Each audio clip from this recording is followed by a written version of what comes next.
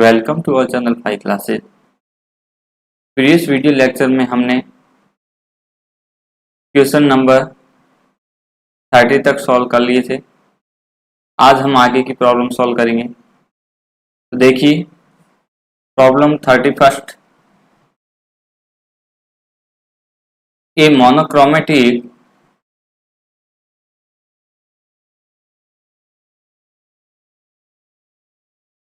monochromatic light beam of wavelength lambda is incident on a thin film of thickness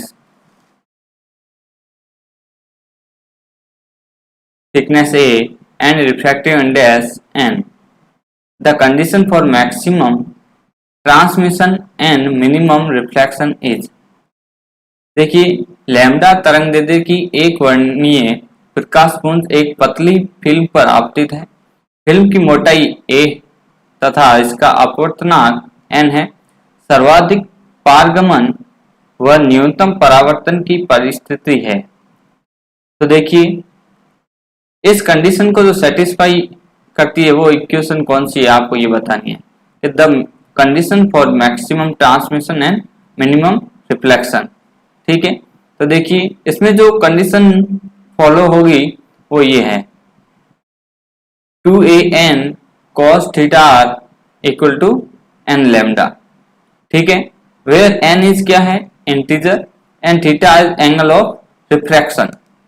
ठीक है, तो option 3 is correct.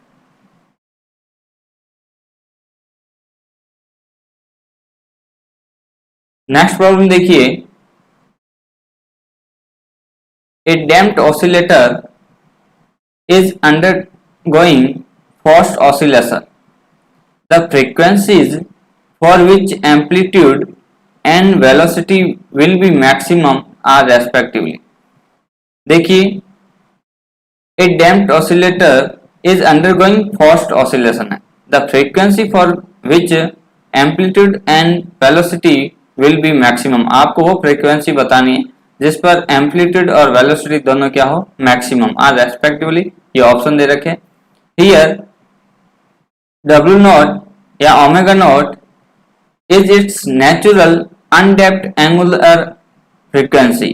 ठीक है, and lambda is the damping constant, m is the mass of the oscillator.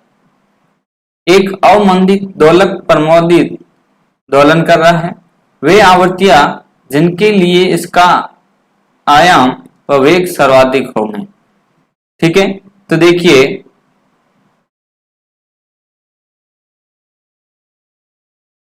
ये question solve करने से पहले आपको ये क्वेश्चन ध्यान में रखनी है कि प्रणोदित दोलक का अवकल समीकरण। ठीक है, फिर देखिए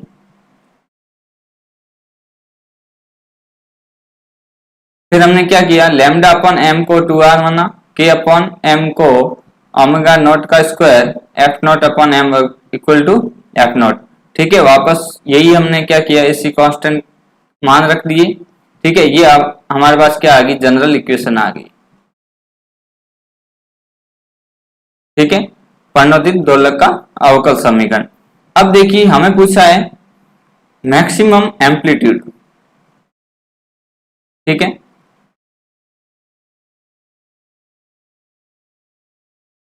देखिए फॉर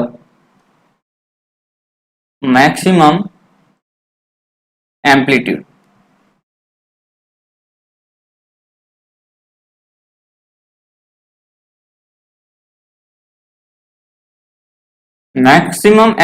के लिए जो फ्रीक्वेंसी ओमेगा आती है वो omega R equal to root of omega not का स्क्वायर माइनस 2r स्क्वायर। ठीक है, देखिए वेयर ओमेगा आर ये क्या है, रेजोनेंट फ्रीक्वेंसी।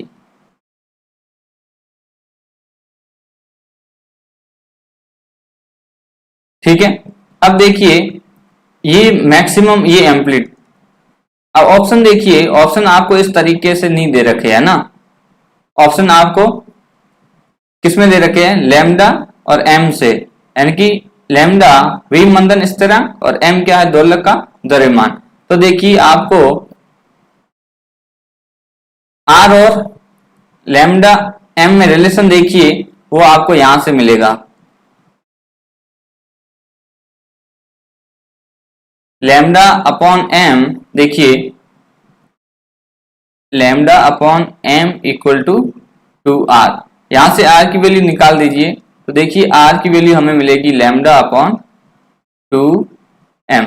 अब आर की वैल्यू पुट कर दीजिए, तो देखिए omega equal to root of omega not का square minus 2 lambda upon 2m whole square.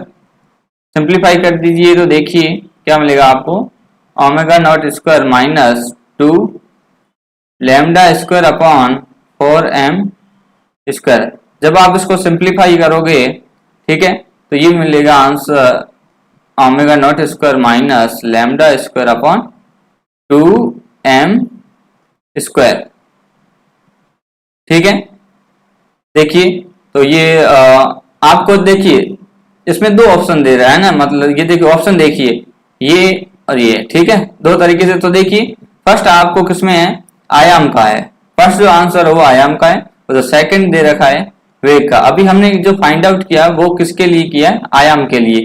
तो देखिए ये ऑप्शन तो है नहीं इसमें ओमेगा नॉट, ठीक है, देखिए ये ऑप्शन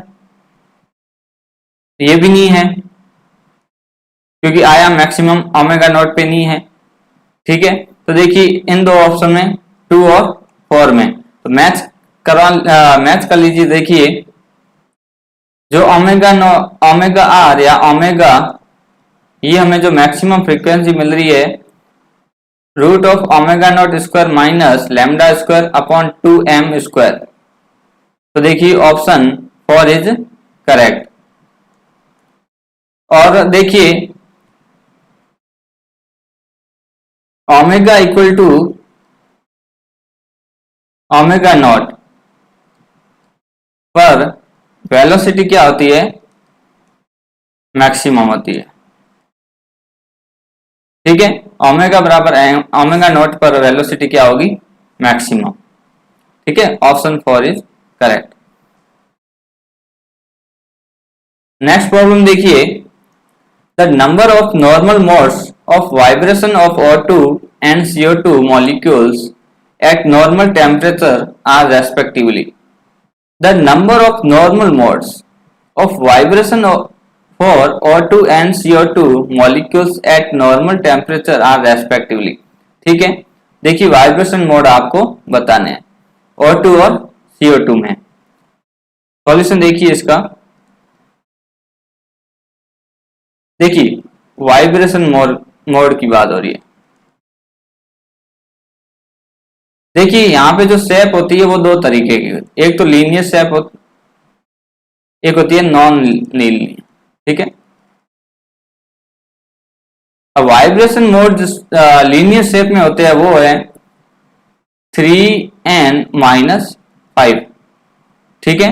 n क्या है, एटम। देखिए नंबर ऑफ एटम, ये जो नॉन लीनियर के लिए वाइब्रेशन मोड 3n-6। O2 और CO2 के लिए हम देखते हैं O2 और CO2। O2 में देखिए एटम कितने हैं, n इक्वल टू 2, यहाँ पे n इक्वल टू कितने हैं, 3 है, ठीक है। तो देखिए हम लीनियर केस में देख लेते हैं, क्या है 3n-5। तो देखिए ये जो O2 है वो स्ट्रक्चर कैसी है, लीनियर में। तो देखिए 3 इंटू 2 माइनस 5, तो ये कितने हो गए 6 माइनस 5 इक्वल टू 1, ठीक है। अब देखिए जनरली CO2 की जो स्ट्रक्चर होती है वो कैसी होती है, लीनियर होती है, ठीक है। तो देखिए लीनियर में 3n-5, 3 into 3 minus 5, 9 minus 5 equal to 4। Generally CO2 की जो स्ट्रक्चर होती है वो लीनियर होती है, ठीक है। तो देखिए 1 और 4, 1 और 4 आंसर नहीं, देखिए एक तो 1 यहाँ आ रहा है, एक 1 कहाँ आ रहा है, यहाँ पे, ठीक है। तो यहाँ नहीं है, हम यदि इसको नॉन लीनियर माने, CO2 की स्ट्रक्चर को यदि नॉन लीनियर माने, तो देखिए 3n minus 6, 3 into 3 minus 6, 9 minus 6 equal to 3। तो देखिए O2 में वाइब्रेशन मोड कितने आ रहे, 1, और CO2 को यदि नॉन लीनियर मान के नॉन लीनियर देखे तो इसमें वाइब्रेशन मोड कितने आ रहे हैं, 3। तो option fourth is correct. Next problem देखिए,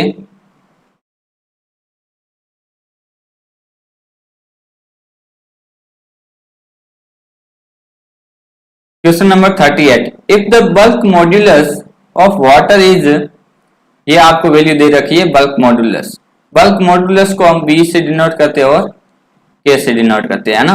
then velocity of sound in water in metre per second will be. देखिए साउंड की वेलोसिटी आपको बतानी है किसमें, वाटर में, मीटर पर सेकेंड में आपको बल्क मॉड्यूलस दे रखा है। तो सॉल्यूशन देखिए,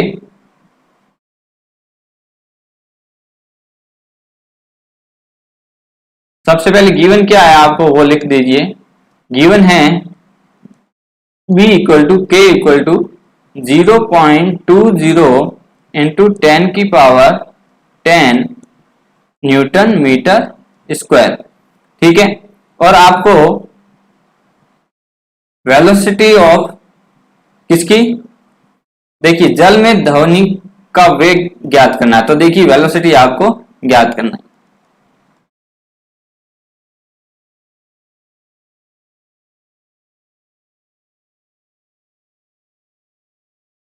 वेलोसिटी ऑफ साउंड, ठीक है, किसमें, वाटर में आपको ज्ञात करनी है। तो देखिए इस कंडीशन में जो फॉर्मूला यूज होगा वो है v equal to velocity bulk modulus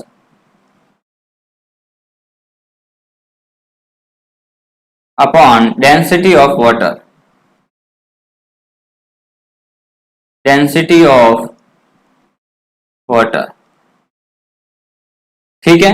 देखिए ये जो फॉर्मूला, ये हमने स्टार्टिंग में जब प्रॉब्लम सॉल्व की थी उस टाइम भी ये डिस्कस किया था। देखिए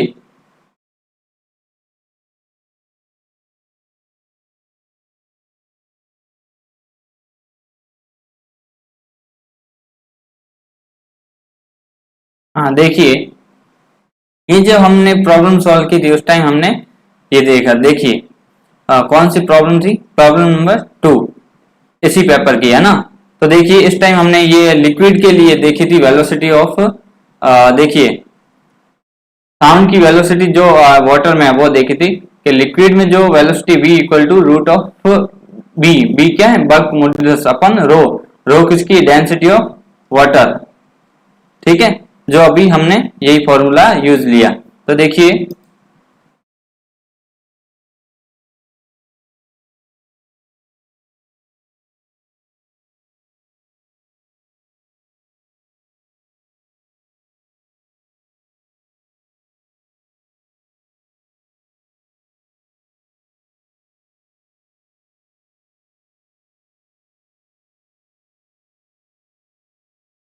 हाँ, तो देखिए v equal to bulk modulus upon density of water, bulk modulus यानी कि b upon density of water. देखिए डेंसिटी ऑफ वाटर आपको ध्यान में होनी चाहिए, क्वेश्चन में गिवन नहीं है तो आपको ये ध्यान में होनी चाहिए कि 10 की पावर 3 kg पर मीटर क्यूब, ठीक है। तो वैल्यू पुट कर दीजिए, रूट ऑफ b की वैल्यू 0.20 इंटू 10 की पावर 10 अपॉन 10 की पावर 3। यहां से देखिए ये कितना आ जाएगा, 10 की पावर 2, ठीक है। तो 2 से ये कैंसिल हो जाएगा। तो देखिए 2 इंटू 10 की पावर 10 अपॉन 10 की पावर 4। जब आप इसको सिंप्लीफाई करोगे तो √2 इंटू 10 की पावर 3 मीटर पर सेकेंड। तो ऑप्शन देख लीजिए, √2 इंटू 10 की पावर 3 मीटर पर सेकेंड। तो ऑप्शन ए इज करेक्ट। ये क्या है? ध्वनि का वेग मीटर पर सेकेंड। किसमें? जल में, वाटर में। इस तरीके से। नेक्स्ट प्रॉब्लम देखिए, फॉर ए गिवन मीडियम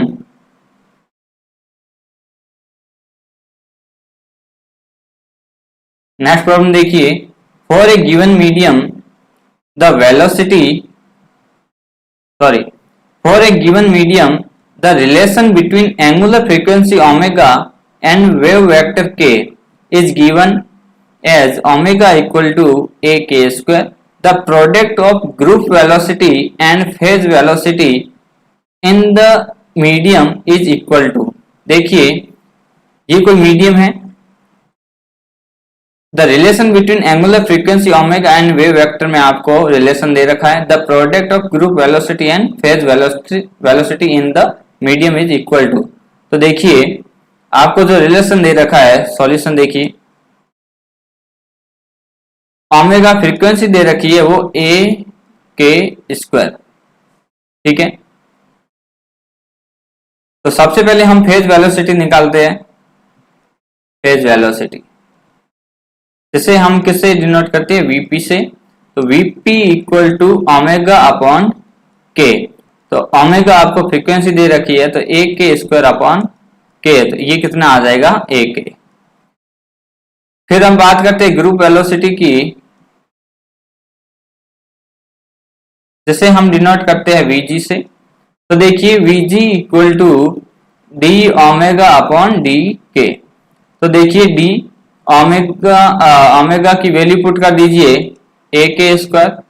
ठीक है, के रेस्पेक्ट में इसका डेरिवेटिव कर दीजिए। तो देखिए ये मिलेगा आपको 2a के। क्वेश्चन में ये पूछा है कि phase velocity into group velocity की वैल्यू कितनी है। आपको ये पूछी है कि वीपी डॉट वीजी ये कितनी प्राप्त होगी। तो देखिए वीपी की वैल्यू कितनी है? ए के डॉट 2a के। तो देखिए आपको इसको मल्टीप्लाई कीजिए तो 2a स्क्वायर के स्क्वायर पर आपको जो ऑप्शन दे रखा है वो ओमेगा की टर्म में दे रखी है। देखिए फ्रीक्वेंसी की टर्म में, तो फ्रीक्वेंसी क्या थी हमारे पास? a के स्क्वायर। तो इस टर्म में हमें लेके आना। तो देखिए इसको आप ऐसे लिख सकते हो 2a के स्क्वायर। ठीक है, ये किसकी वैल्यू थी? ओमेगा की। तो 2a ओमेगा। तो ऑप्शन देख लीजिए 2a omega, option B is correct. ठीक है, तो देखिए आपको क्या ध्यान होना चाहिए कि फेज वेलोसिटी का फॉर्मूला और ग्रुप वेलोसिटी का और ओमेगा और वेव वेक्टर में आपको रिलेशन दे रखा होगा।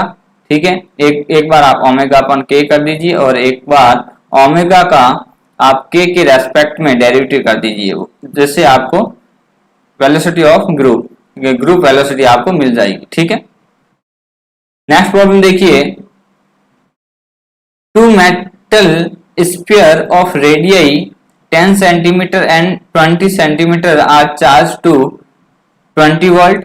The ratio of their electrostatic energy, देखिए electrostatic energy will be respectively the metal sphere of radii 10 centimetre and 20 centimetre are charge to 20 volt. The ratio of their electrostatic energy will be respectively. तो देखिए आपको given क्या क्या है? Given, ठीक है, ये कोई स्फीयर 1 है और ये स्फीयर 2 है। ठीक है, इसकी रेडियई आपको R1 दे रखी है 10 सेंटीमीटर और इसकी जो रेडियई R2 आपको दे रखी है 20 सेंटीमीटर और वोल्ट आपको दे रखा है 20। ठीक है, 20 वोल्ट। अब देखिए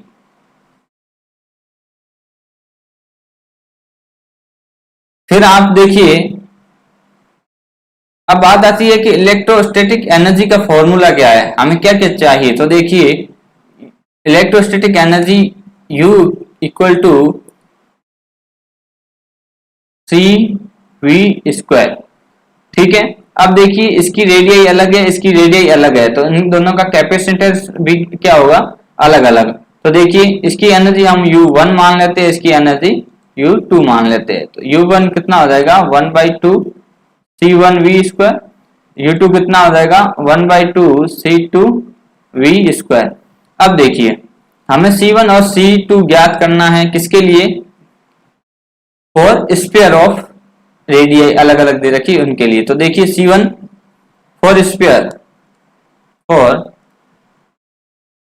स्पेयर, तो C1 कितना, कैपेसिटेंस क्या होगी 4 पाई एप्सिलॉन नॉट R1, तो ये मिलेगा 4 पाई एप्सिलॉन नॉट R1 10। इसी तरीके से C2 4 pi epsilon not R2, R2 की वैल्यू देखिए 4 पाई एप्सिलॉन नॉट 20, ठीक है। और V वोल्ट दोनों के लिए क्या है, सेम है। तो हमें क्या पूछा है, रेशियो पूछा है दोनों में। तो U1 अपॉन U2 1/2 C1V का स्क्वायर अपॉन 1/2 C2V स्क्वायर। तो देखिए, हाफ से हाफ, दोनों के लिए वोल्टेज भी क्या है, सेम है। तो हमें C1 अपॉन C2, C1 की वैल्यू क्या है 4 pi epsilon not 10 upon 4 pi epsilon not 20 cancel, तो ये कितना 1/2। तो देखिए, रेशियो हमें मिलेगा 1:2, किसमें, U1 रेशियो U2 में। तो एनर्जी का रेशियो हमें कितना प्राप्त हो गया 1:2। ऑप्शन देख लीजिए, ऑप्शन 2 इज करेक्ट।